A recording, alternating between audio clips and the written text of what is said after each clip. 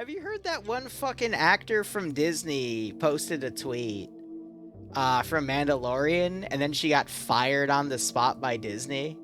I find that hilarious that they want, you know, big, strong female actors, and they get one, and then they fire her for having an opinion on something. The world is so fucked up these days. And I'm not gonna lie, the best you can do is just keep your head down and live your own life. And it sucks. But I don't know. That's just a shame.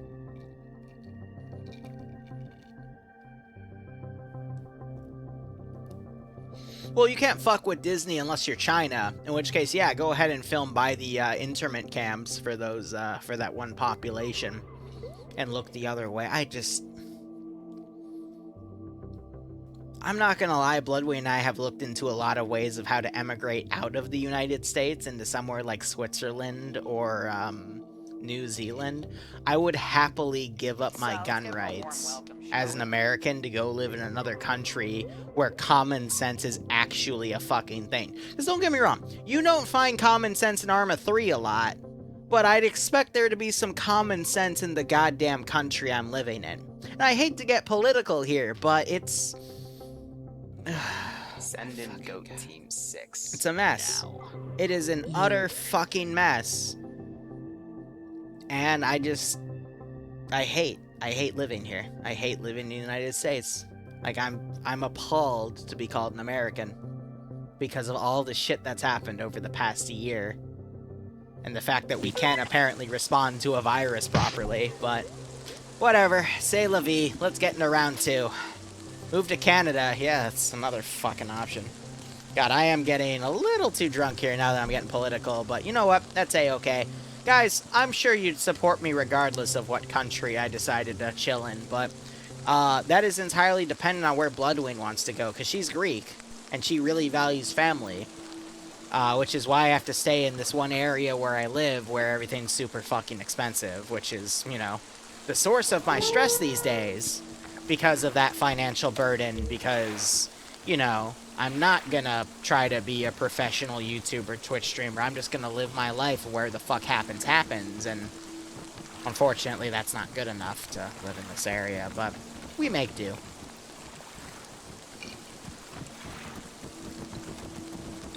Mod, I'm not gonna move to China, don't worry, because I would end up in a camp quicker than you can say, Mihao Liru. That's besides the point. Alright, so, this is round 2 of Friday Night Fights. We're not going to talk about that Bloodwing's a spy, alright? That's, I honestly don't know. Alright, you know what? Fuck it. We're going to spend the first 5 minutes talking about random shit. Alright, Bloodwing is, potentially a spy. I don't know. I don't want to ask questions, but, the first time I went to Greece with her, she literally, within seconds, introduced me to the Greek U.S. ambassador. And did it really casually, and the ambassador's like, oh, yeah, Bloodwing's told me a lot about you. I'm like, what the fuck? And then when I was leaving Greece, they were doing a political election. This was like 2 or 3 years ago. And Bloodwing's like, oh, yeah, you know, the guy we wanted to win Parliament won. And I'm like, what? And he's like, yeah, so, you know, you're leaving early, but in a few days we're going to go party at his mansion. I'm like, what the fuck? How do you know all these people? Her dad works in the embassy. That's how she knows all these people. But still, you know, I just casually I meet all of these, like, powerful political people, and I'm like, what the fuck? What the actual fuck? Who are you, woman? But no, I love her to death, don't get me wrong, but she fucking terrifies me. Greece is a good place. I would recommend it. I've been to Athens, the Panathlon. Oh God, I can't pronounce it. The Partholon, whatever, the ruin. It was really cool. But no, she literally, like, she showed me all these, like, other niche areas too that only locals know, and it was really fun. But a place like Greece, I'm gonna be honest, guys, any place like that, you have to know a local, because if you don't, you're just gonna get stuck in the tourist trap. So if you have a local, you can get anywhere. So, you know, say lovey. Here, you know what? We have 2 minutes. I'll start talking in a second. I'm gonna call her right now. You know, just I want answers, okay?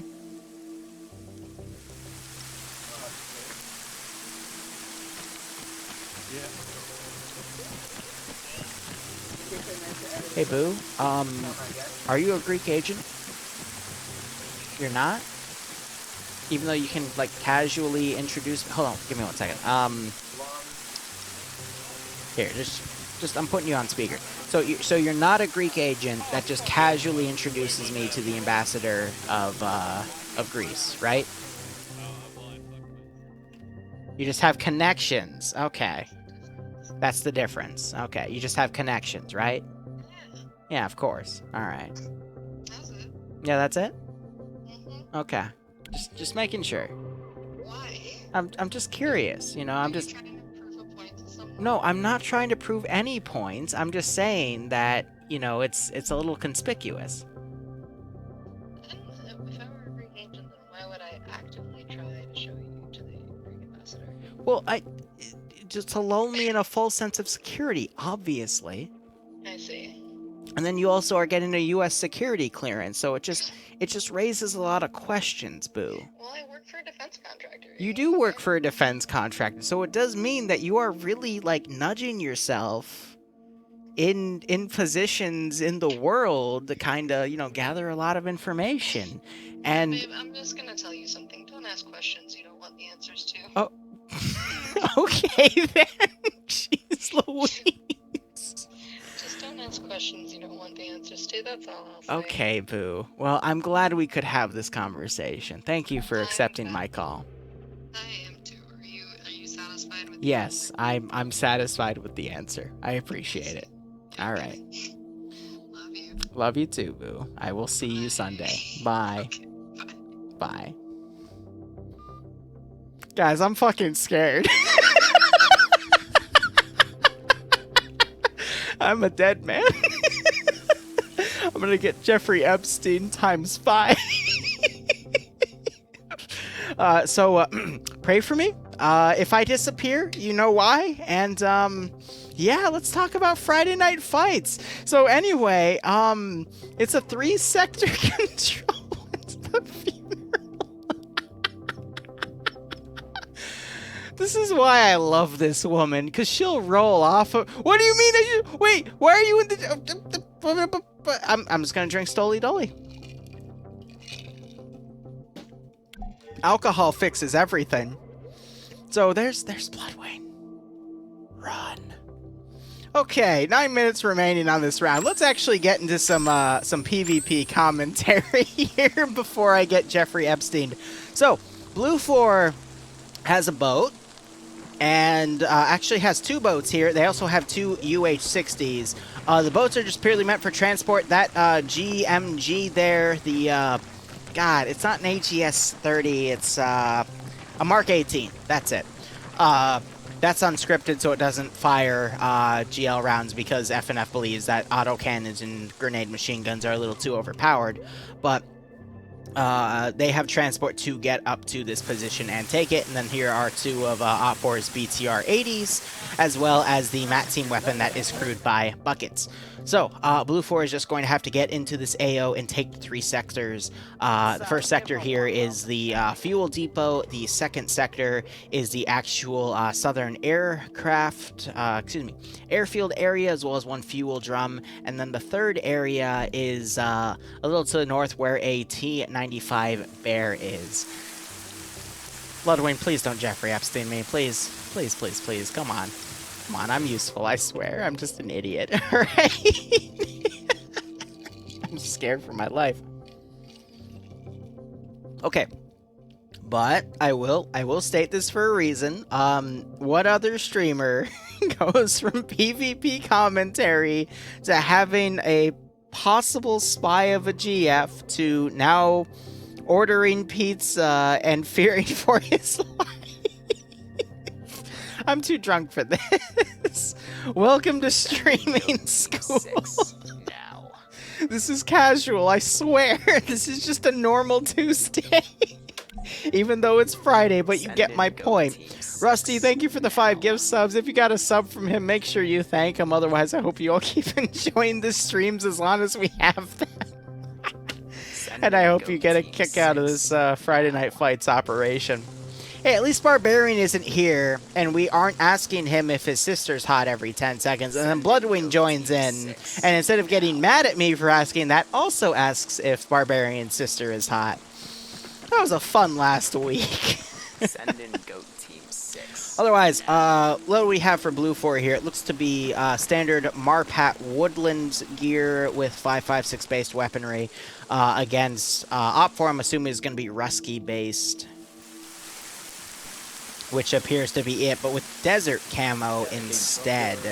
Drop the smoke rounds, the white smoke rounds, and put your magazine. So 5.45 versus 5.56. Let's look at the roster here on the side.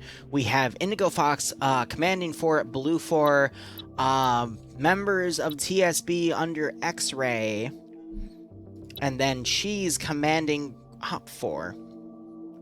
I haven't seen a lot of Cheese, so we'll have to see how Cheese does in this position. But either way... Oh gosh, I have the hiccups too now. Wonderful.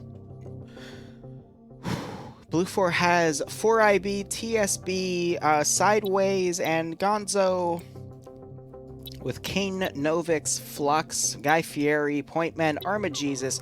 Really good. Honestly, everyone I've seen so far is actually a noteworthy player. Azariah, down to Scandia Recon with TSB, Navy, Olaf. Now we're starting to one ER guys as well. I'm not gonna lie, a lot of these names I recognize as good players though. So BLUFOR has a really good veteran style team here, and more often than not, that means they're gonna do really, really well. They're fighting Cheese here, who I'm not 100% on his commanding here, but he could, you know, be one of those newer guys that actually knows what he's doing, because we run into those all the time. And Miskov is also on the ground here with his batch of Czech dudes here. He's also partnered on Twitch, which I have mad respect for. Sank 2 with some of the 700 Canadian, also known as ML here. We got Fred, SL Dreams. Fred, of course, from FK. Dreams from his, I believe, AA. I could be wrong on that, though. Fred, don't hate me. Or, excuse me, Dreams, don't hate me. I'm drunk. Sorry. But I would definitely say BLUFOR has... I don't mean to sound mean, but BLUFOR does have the more veteran players of FNF, but OPFOR has 3 sectors to defend, and this AO is very forgiving on a defensive angle because of all the buildings here. Not as much as round 1, but we could still see a lot done with these barracks buildings. So I'm gonna not really go to the low ground because of the intensity of that rain, but we'll see how things go. I could see BLUFOR doing both an air assault and a boat attack. Oh wow, wait, we got T5 Bay on BLUFOR as well as Nem joining them. If Nem is on this side, yeah. You got the top player, and Nem has a 240 Bravo as well. I'm expecting BLUFOR to do a little bit of a steamroll here, just because of the amount of veteran players on BLUFOR's side.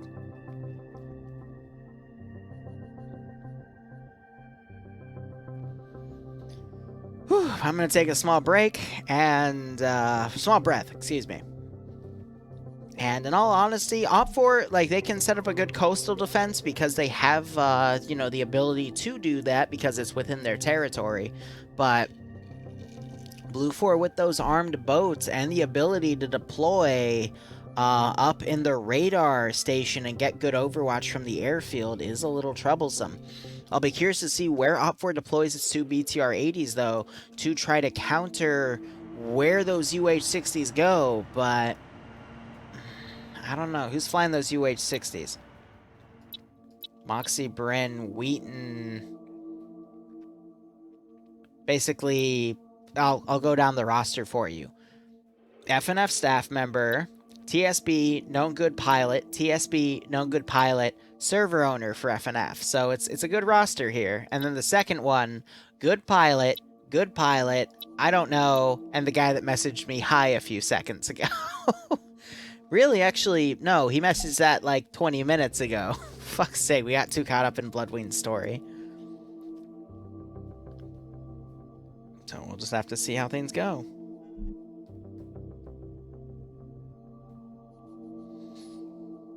Alright, anyway, if the stream randomly, like, gets stagnant, like the camera holds in place for a second, you hear background noise, that's me fighting the Greek agents that Bloodwing has sent to deal with me, so... I heard that you got some money off of the GameStop. Oh yeah, no, GameStop stock, like, that was, what, 2 weeks ago?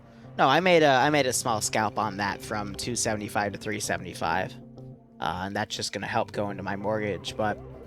that was a while ago. I'm not gonna lie, I've actually pulled all my money out of my stock brokerage account just so I can put most of it into the mortgage payment in a few months.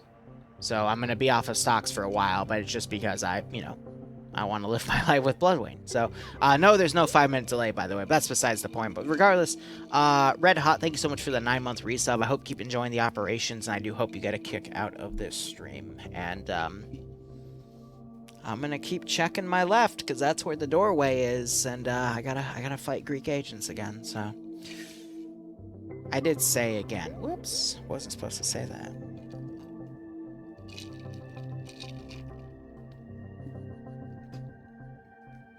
Oh yeah, Bitcoin with its second surge is also a really good thing to hold, but we'll see how things go. I'm not gonna John Wick them because I am a fat ass in a chair, and the best I can do is look at him and laugh and then get shot. So to your right, then. Bloodwing gonna come in. I do have a window in this room. Don't tempt her.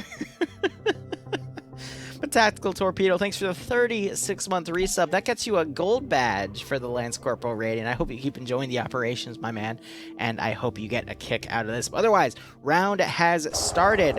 BLUFOR already has a boat ready to go, a second boat underway. No RHIBs being utilized, and we do have the helicopters being filled with infantry. G-Legs is filled with a 14+, which means it's completely full, and the other UH-60 is also being filled. So we're probably going to see some sort of pincer maneuver here between naval forces moving into the beach, as well as helicopter forces possibly deployed at a different angle. But OPFOR has prepared for this by pushing both of their BTR southwest, anticipating an aircraft push for an air assault group by BLUFOR, and maybe OPFOR will be able to shoot them down. We will have to see. But there is a very thick fog in the water that is done so that OPFOR cannot snipe out the boats as they come in to do a naval landing. OPFOR, though, has set up a good level of security here, trying to watch for those boats. But as you can hear them locally, visibility is not that good. I'm going to go ahead and mute myself in TeamSpeak, though, just in case, because we weren't really focusing on their conversations because we were too busy about talking about how Bloodwing's going to probably murder me in my sleep.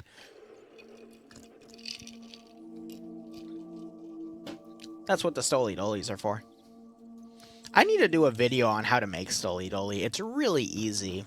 All you need is a pineapple and the cheapest vodka you can find. And 5 days.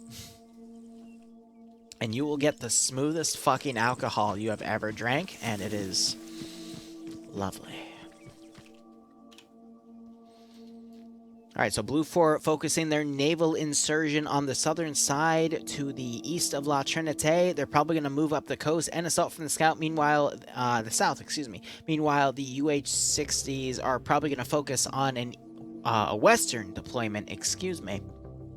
And we're probably going to be seeing some sort of pincer maneuver from there.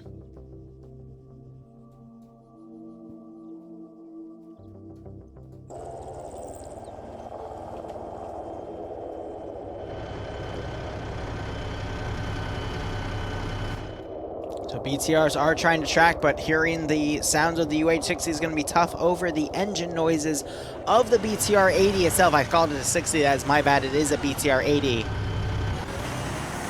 But they are trying to maneuver around, but BLUFOR getting boots on the ground on the island on the rear here.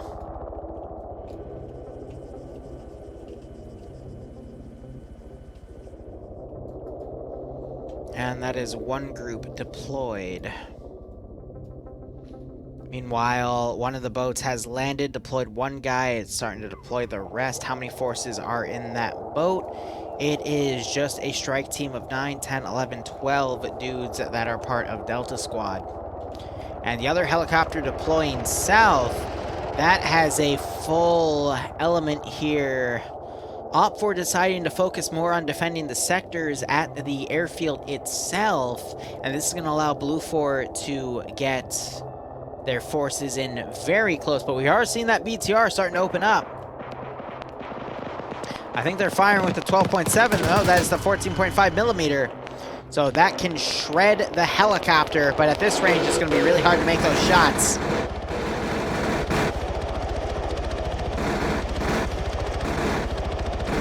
That range, the BTR was not able to be accurate, and BLUFOR was able to get their entire force down, boots on the ground.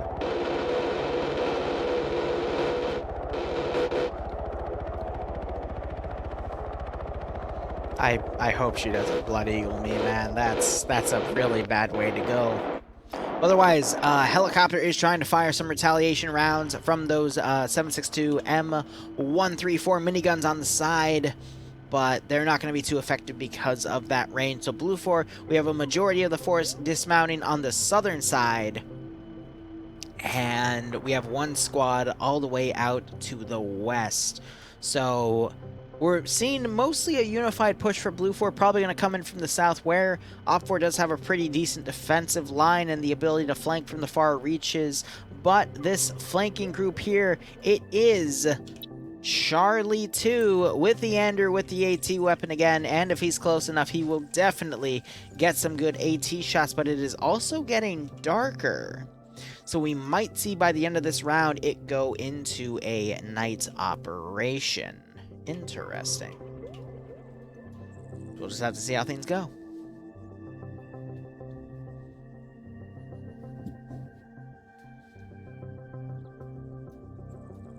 Now, every time Liru hears a knock on the door or a bump in the night, he's gonna be shanking like an old hound dog trying to shit out a peach pit. Oh, wow. Joke's on you, though. It's always been like that. And Neander just crashed out of the operation. He was the MAT team gunner, and he's crashed out. So now Charlie 2 does not have their AT to counter the BTR 80s. What an interesting throw. I don't know if Neander's body is still going to be around, or if he can reconnect and still be a part of this round, but that's going to be very worrisome for BLUFOR, because without Neander's AT capability, BLUFOR is going to be at a major disadvantage and potentially be at the mercy of OPFOR's 2 BTRs. Whew. Yeah, Neander has not been having a good time with FNF these days, that's for certain. His connection has just been very, very wonky, but we are having Commie Slaughter still with a full crew on these assets here, trying to come around and check where OPFOR's defensive lines on the beach are, if at all applicable. Because if that vehicle doesn't take any fire from the beach, BLUFOR might try a more coastal approach to get into these sectors, thinking that it is clear.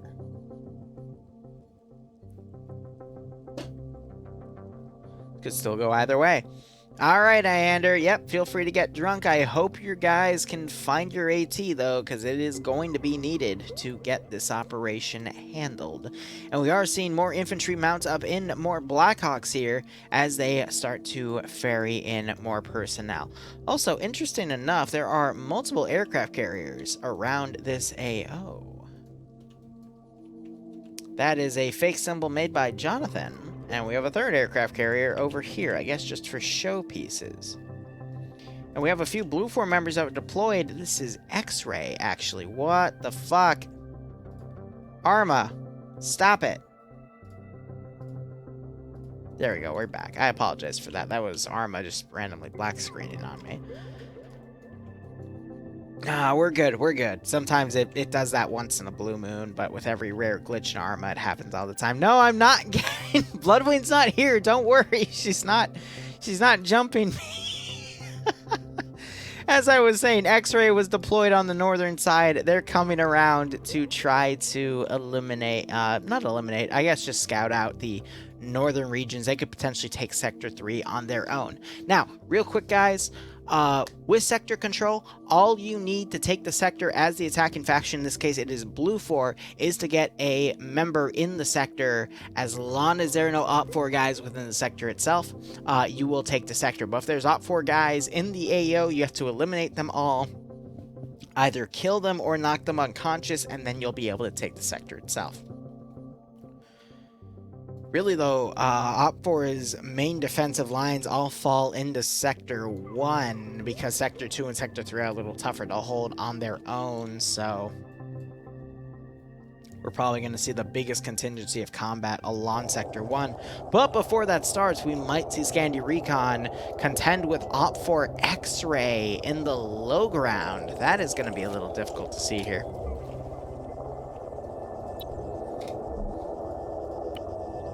But we already see a member. This is Yanni Finn trying to line up his GL to strike at OPFOR X-Ray. Now he's instead lining up his gun instead, as we're hearing the Blackhawk fly overhead to potentially dismount more reinforcements. We got Bravo for BLUFOR being dismounted back here, as well as Hotel 2, one of the pilots here. We got some 4IB members in there. They're also going to be deployed along this flank. So we're going to see a pincer maneuver from BLUFOR. A lot of forces on this Overwatch position as this main force on the southern side pushes in.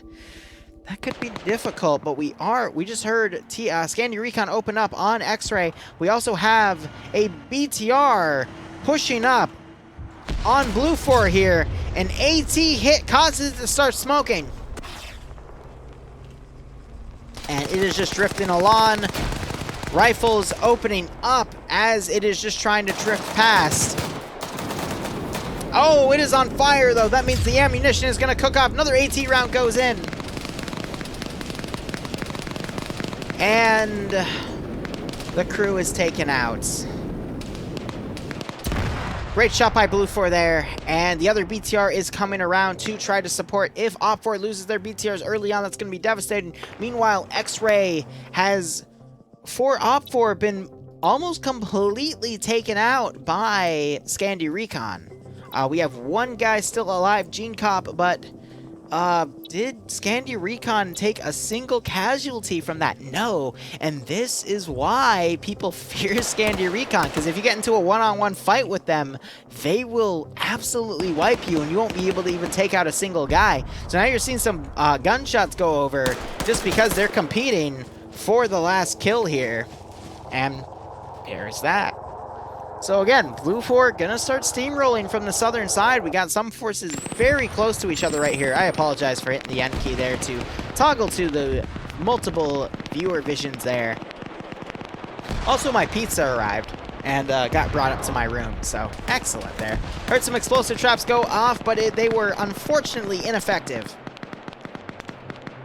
And OPFOR might, actually they are pulling away from this one position. Eric Crew being the guy to watch, he is, you know, the guy that drops by my streams. He is a partnered member on Twitch himself, verified. I just have respect for those types of people. I've been able to go through the system like I have, so I give him the benefit of the doubt there. But he is pulling his group back, as BLUFOR is starting to get their right pincer up into the AOs themselves, as the left pincer picks off enemy forces.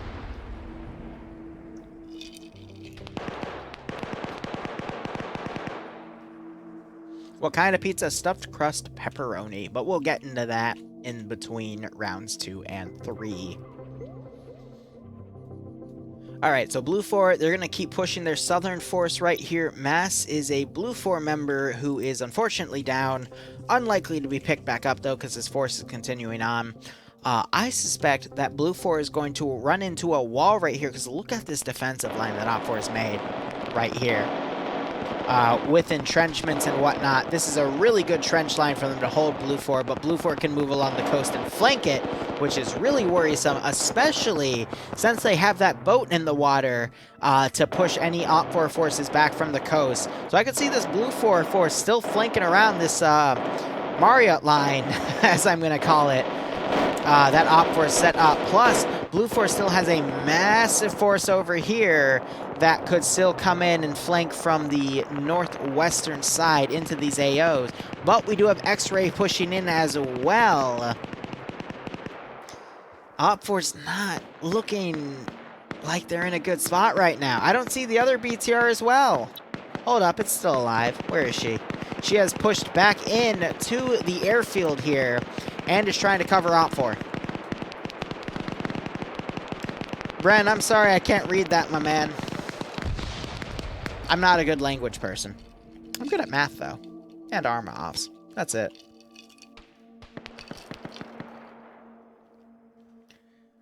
Yeah, whatever the World War I French defensive line was, I probably butchered the pronunciation. But the fog is allowing for some OPFOR guys to hide and potentially get behind the lines, but against Navy, Navy's a pretty good player in his own right. I think he's going to be able to spot those guys if he continues to push forward. And if not, if OPFOR starts firing their guns, that's going to push the rest of BLUFOR to check on that position. The Maginot line, that is it. That's, yep. Yes. All right, my bad. Sorry, it's the booze. I get a little mispronunciation-y. Okay, please keep the chat to English, because I want to be able to understand. I don't want to have to tab out and Google Translate everything. Maginot. That's the proper way to pronounce it. Thank you. Now we got OPFOR Charlie 2 trying to fire on BLUFOR, coming along a different flank here. Why is the boat white? What did they do to the boat? Oh, right. It means when they're white, it means they're constantly firing. That's the 134 trying to empty rounds over the top.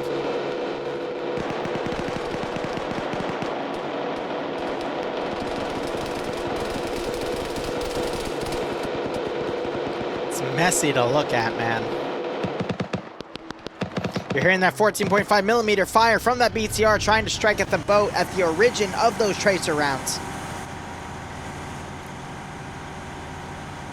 And OPFOR has successfully snuck 2 guys behind BLUFOR's line. This could be devastating if BLUFOR doesn't realize that they're getting flanked when those OPFOR guys make their move. But yeah, I agree. Those tracer rounds were indeed beautiful. But BLUFOR, with all of these supporting assets, could be a major issue for OPFOR. We got X-Ray closing the distance from the north. It is TSB members Lolo, Falcon, and Vincer fighting Coac and Stanners. I don't mean to be rude to TSB, but I think Stanners and Coac will be able to take care of them. They're within my top 10. Like, they're very, very good players.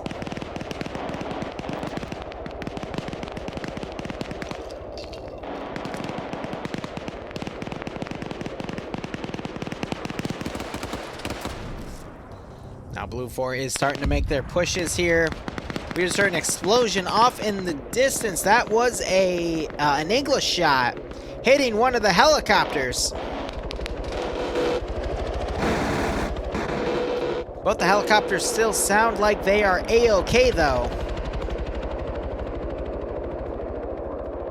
Where is the MAT team gunner here for Charlie 2 OPFOR? That would be Buckets, who is actually all the way back here with Vargrim. 2 really good players, mind you.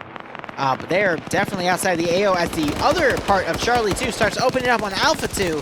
4 IB guys. Really good players on their own, and they already took out one of the OPFOR members trying to fire on them.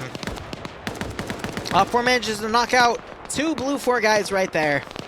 And now we're having some enfilading fire being delivered from the ACT tower, excuse me, Air Traffic Control Tower, it's ATC, to try to strike some of these BLUFOR guys getting into cover from Rolo and Total War here. And we got a BLUFOR helicopter flying overhead and striking blindly at the ATC tower. My bad. So 4IB, do they still have a medic on scene? They do, in the form of Banks and Shepard, so they can still get up Shork and Norton there. But OPFOR's left flank here is under a lot of pressure because there's a massive BLUFOR force here in this pincer maneuver to try to come in on this sector. Now, OPFOR's rear element, one of them did get killed, but Brosh is still doing his best to try to slow down the left flank of this BLUFOR element here, pushing up. Explosive charge going off as well, but it was a little late because BLUFOR is already pushed up. But look at the numbers of BLUFOR we have pushing up on this flank compared to the OPFOR members. I think OPFOR is going to be able to hold here, but BLUFOR, if they're smart and they notice this defensive line, they could push around and join the northern forces in pushing around. Speaking of northern forces, late in the BTR 80 is flanking around to check on this northern sector, slowing down X-Ray's advance because X-Ray does not have any AT to deal with that position. So Lolo is fainting a dead body here by going prone and turning on his side. And we have Not Falcon and Defensor trying to just get away from this BTR 80 here. As we also have BLUFOR, one of the helicopter which was shot down probably by that BTR 80. And now they can assist on X-Ray in taking the northern objectives. Interesting. Very, very interesting. Also, do note, it is getting darker. So, we still have the 4IB guys contesting with Rolo and Total War, but Guy Fieri coming up, taking out Rolo.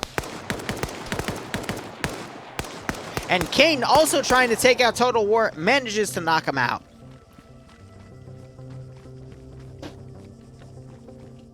And now this BLUFOR unified flank. I apologize for flashing that map. That was I was hitting the N key. No, I was hitting the M key instead of the N key to change out of the night vision.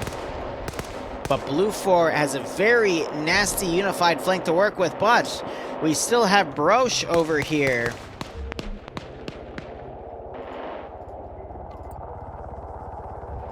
Who is hiding in a bush right now. Can't seem to pull his score up at the moment, but BLUFOR flanking around this Margiot line that OPFOR set up. And we have OPFOR members trying to fire at X-Ray and Hotel 1 forces from that crashed, Blackhawk that are trying to flank from the north. So BLUFOR has a really good formation of forces coming into this AO. OPFOR, meanwhile, really focused on holding Sector 1. I suspect that Sector 1 is going to be the zone to hold for OPFOR. Let's give him a warm welcome, shall we?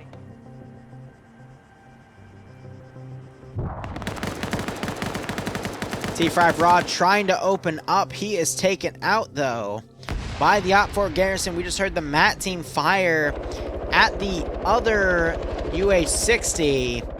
I'm going to assume that was a hit.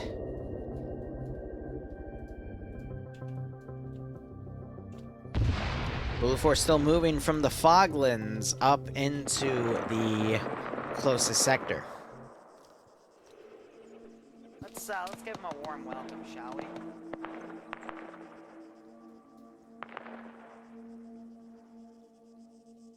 Again, this vehicle crossing through the line. OPFOR knows they are there because they did just do some striking, but not realizing that these guys don't have any AT because they're X-Ray, the recon team, with a crew group from Hotel. But I can understand OPFOR's position there of doing better safe than sorry.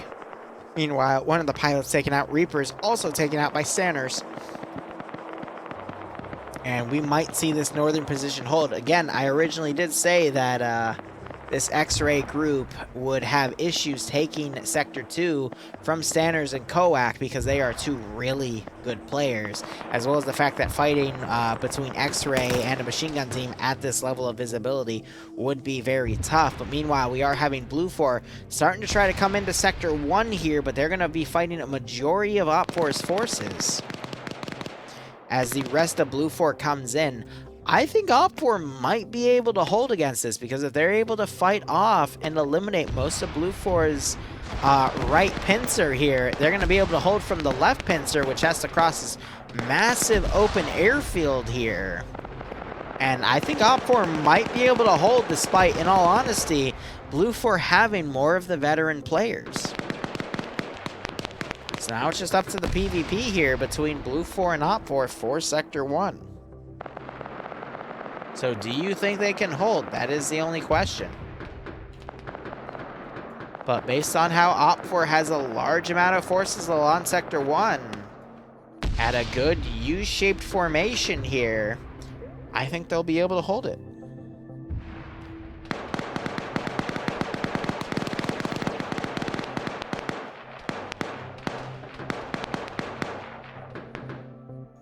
So we're seeing some fights from the easternmost side of this Margiot line that OPFOR has made. And some forces that have been pushed to the northeastern side of Sector 1's AO, as well as Nuzzy on the rooftops of these shed buildings. I think BLUFOR is going to be caught out of position here. I'm just seeing a lot less numbers on BLUFOR's side than what they started with.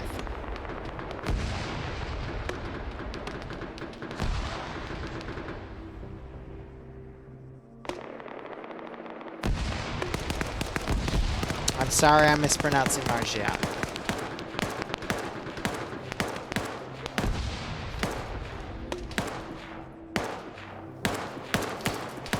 Well, another really good player for FNF. He is also assisting in picking off some of the BLUFOR's members here. And we still have the Charlie 2 gunner with buckets there, and his battle buddy Vargren also picking off some of BLUFOR as they tried to cross around. I think BLUFOR is going to be able to take Sector 3 and Sector 2, but they're going to fumble on Sector 1 at this rate. Send in Goat Team 6 now. Tactical Torpedo, thanks for gifting out a sub, and it went to Nobody1501. I hope you both keep enjoying the operations. You stay safe among COVID-19. I hope you get a kick out of this operation.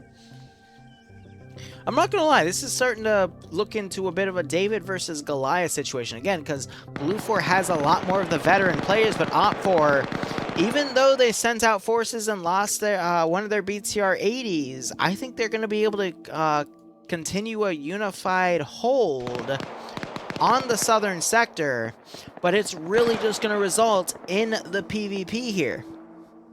And Rusky, thank you for watching, my man. Hope you keep enjoying stuff, and have a good night. Definitely, dude. Thanks for all your support. So OPFOR, I mean, again, they're close together. They're still doing their best to hold their lines here, but I think they might be able to hold. But it's going to be difficult either way. Another explosive trap going out. That is more towards the coast. Taking out the ACC tower. 2600 walking away from that. Might have been a little bit of a misplay there. BLUFOR definitely trying to strike at this one position. Nuzzy returning fire himself. And the helicopter hits the drink! Crew quickly gets out, but wow. Good job on Nuzzy there. I don't know if he managed to hit the pilot or the pilots for the fucking hotel crew were incompetent in that, but wow. So now there's no air support on either side, and OPFOR still has their BTR 80, which is trying to maintain a defensive between Sector 2 and Sector 3, the lighter defended sectors, meaning it is AT bait for BLUFOR, but it's up to BLUFOR to even make that shot.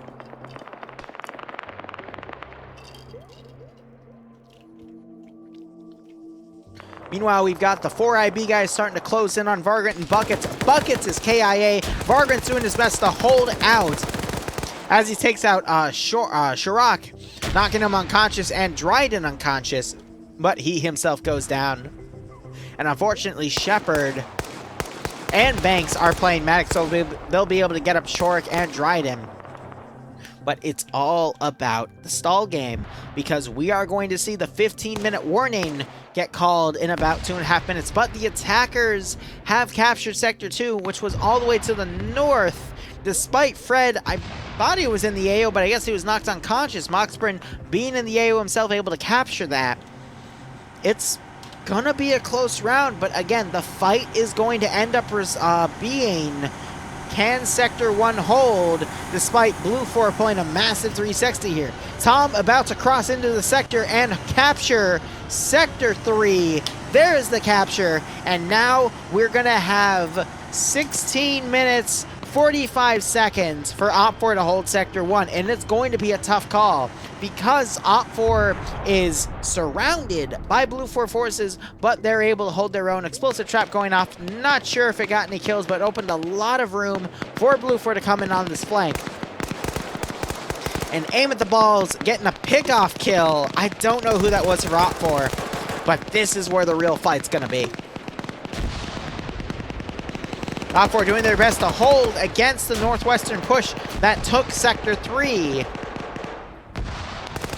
And that BTR needs to now push to Sector 1 to help hold. Same with any OPFOR guys that are still up. I'm going to assume this is a bugged out unit because he has a CSAT kit. So the script didn't initialize to give him his gear, so that's just a debug thing. But even then, we've got Gorski and Cheese in this barracks building trying to hold against BLUFOR pushing from the eastern flank. But look at BLUFOR here. They're just surrounding this position. They got some additional forces to the northern side that can push in. Reapers, though, part of BLUFOR, he is down. No one's going up to assist him, unfortunately. And this is where the last fight's going to be. This could still go either fucking way. But we're about to have the 15-minute warning called in just a second.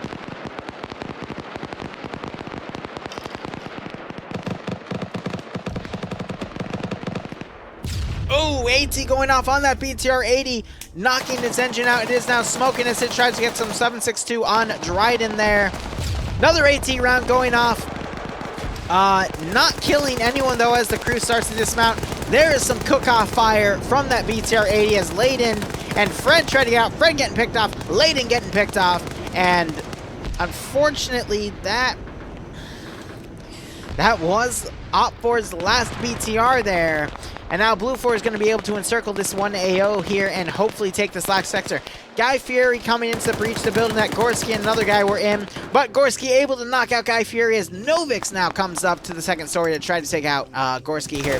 But again, these two are very good PvPers. So this is going to be really tough to see who wins this fight, especially on a 1v1. So you got Gorski pre-firing, but a grenade goes out into the hallway. Excuse me, that was Novix pre-firing as Gorski threw a grenade to try to stop him. Gorski and Novix getting in a 1v1. Novix and Gorski trading. That just shows you the skill level of both these guys, able to aim center mass.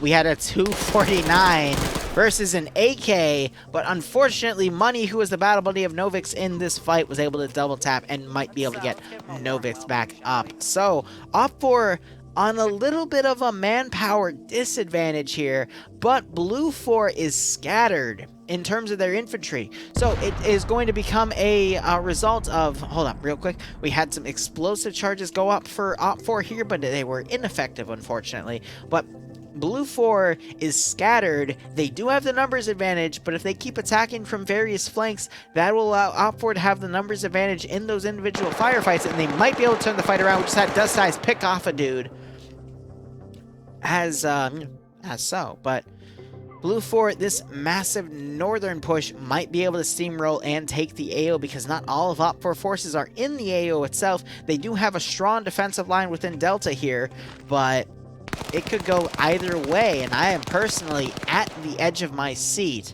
just to see who is going to win this round.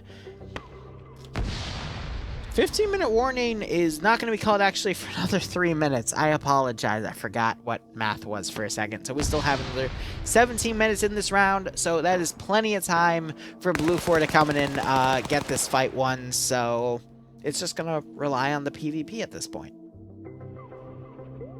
I could see BLUFOR winning this. I could also see OPFOR holding because of that defensive advantage. So Firefly getting a pick-off kill off of this little slit on a BLUFOR member. Really good PvP work right there. Meanwhile, we got Pepit and Bay Potato trying to push up and take out some of these OPFOR members. Bay Potato getting knocked out, though, unfortunately.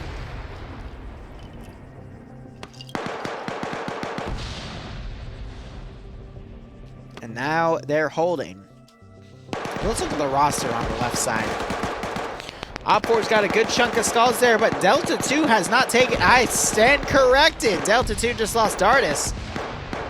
But BLUFOR, we also have a big chunk of skulls, but only, of course, Nemesis is the first to be killed on Scandi Recon. I swear, he's going to lose the first rating on my list for best players within Friday Night Fights itself, because he keeps getting picked off too early and not able to gain any statistics. But Scandi Recon on BLUFOR starting to breach into OPFOR's position here. It's very worrisome, but Firefly still using this little niche he dug, because it's worked, it's done so well for him, but BLUFOR unable to get grenades in that little fold of the room there, and Firefly still holding this one position.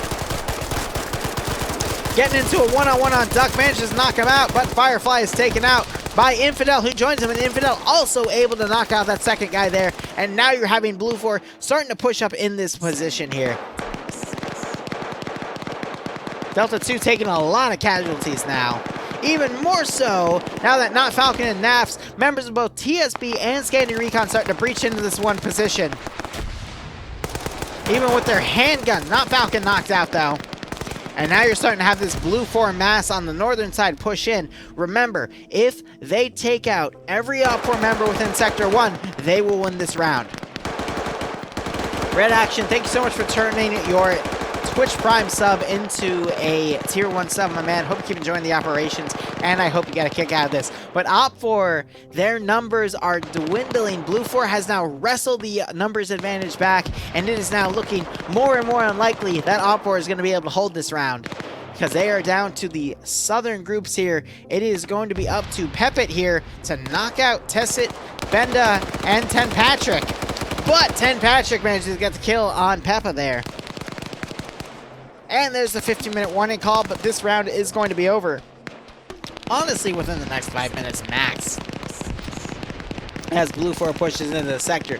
Again, BLUFOR cannot cap the sector so long as there's an active OPFOR member within the sector here, and we still have Ten Patrick, Tensict, and Lucius and Ash still within the AO here. But BLUFOR definitely has the numbers advantage now. OPFOR is going to have to fight a massive uphill battle, but an explosive satchel trap going off, taking out a few BLUFOR guys. And still BLUFOR has the numbers advantage. So OPFOR needs to push Major Khan, Anders Main, and Blade back into the AO to hold. But BLUFOR starting to encircle on this AO. It is looking very, very worrisome for OPFOR as they try to hold this last sector. There's not enough time. Falcon coming into chat saying he was friendly fired twice. That is unfortunate to hear. But we are hearing Ten Patrick starting to fire on BLUFOR forces there. Also, X Alden 13, thanks so much for the sub, my man. Hope you keep enjoying the operations. Hope you get a kick out of this one. Yanni, meanwhile, running in the back of Blade, making Blade run outs get taken out by Fisher. Fisher now firing and taking out Yanni in a blue-on-blue incident. Unfortunate for Scandi Recon forces right there. But based on the amount of BLUFOR still alive, I think they're going to be able to hold.